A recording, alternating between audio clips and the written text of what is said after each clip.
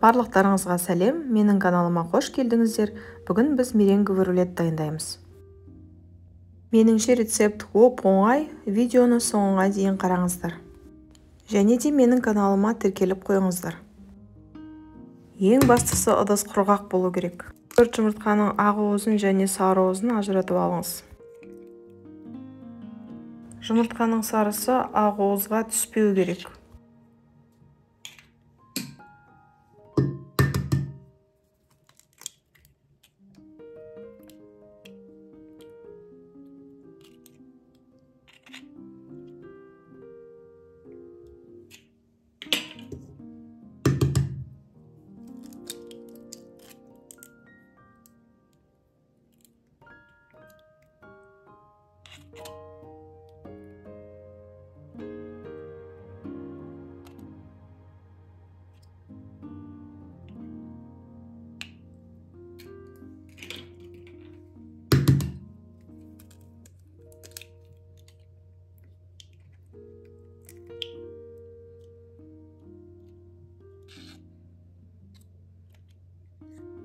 Жұмыртқаның сарысын лақтырмай мұздатқышқа салып қоюға болады.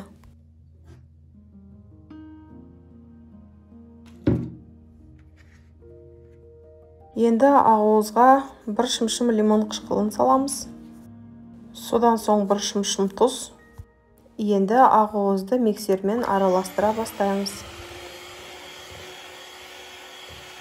Араластыра беріп 200 грамм қантты 5-ке бөліп біртіндеп саламыз. Ақтарды қатты шындарға жеткенше дейін миксерлейміз.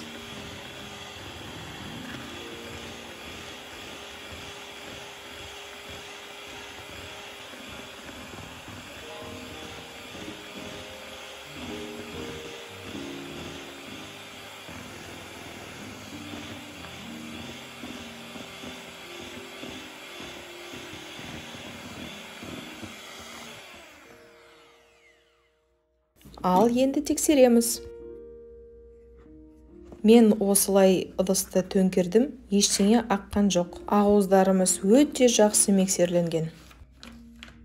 Енді біраз қасық жүгері крахмалын салып, кішкене араластырамыз.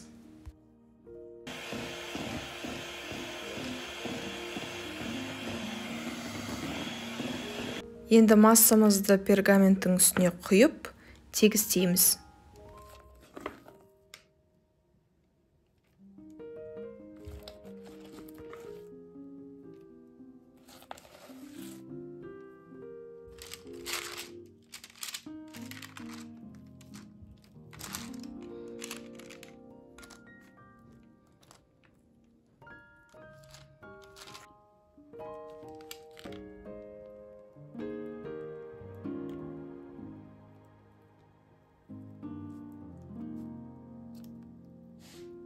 Енді алдын ала қыздырылған пеште 150 градус температурада 20-25 минуттай пісіреміз.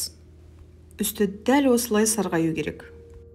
Кремге 150 грамм сүзбелі ірімшік, 180 грамм кілегей және 50 грамм қант ұнтағы қажет. Ең бастысы кілегейіміз сап-салқын болу керек.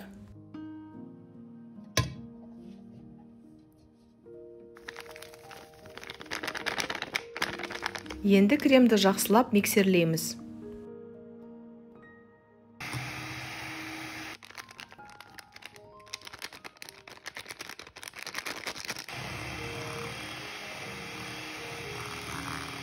Осындай қою крем болып шығады.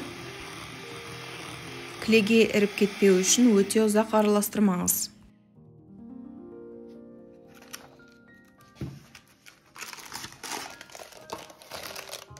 Суыған меренгіні басқа пергаментке аударып салып, астындағы пергаментті алып тастаймыз.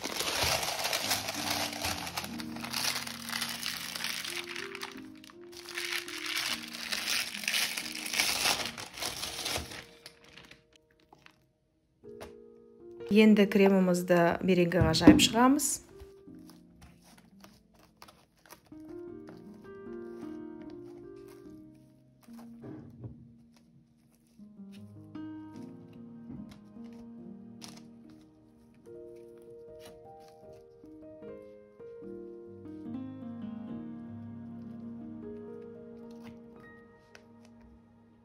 кремге қалауыңызша жеміс-жидектерді қосуға болады. Мен құлпынай, қарақат пен қаражидек қосамын.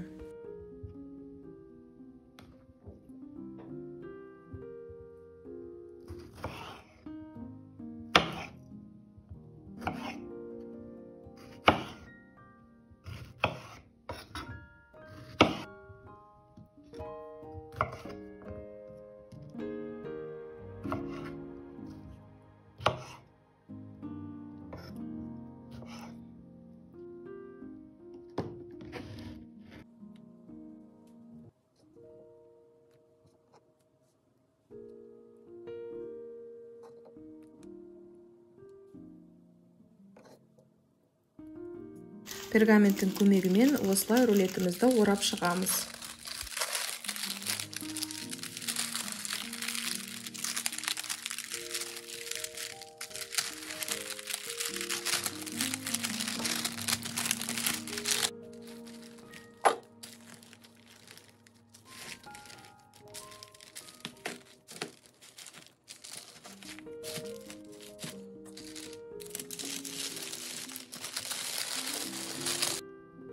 Енді рулетімізді әсемдейміз.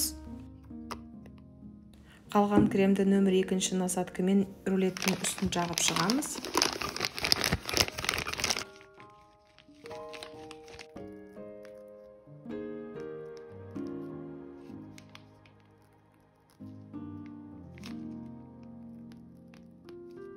Содан кейін жидектермен әсемдейміз.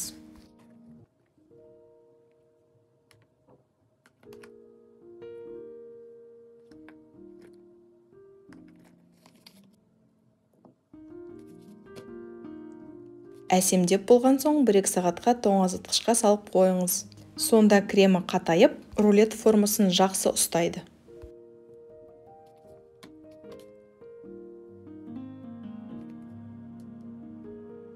Меренговый рулет өте дәмді болып шықты және де өте әдемі, міндетті түрде жасап көріңіз. Рецепт ұнаса лайк басыңыз, комментарий қалдырыңыз. Менің каналыма және Instagram парақшама тіркеліп қойыңыздар. Видео соңына дейін қарағандарыңызға рахмет. Сіздермен бірге болған Гүлнар.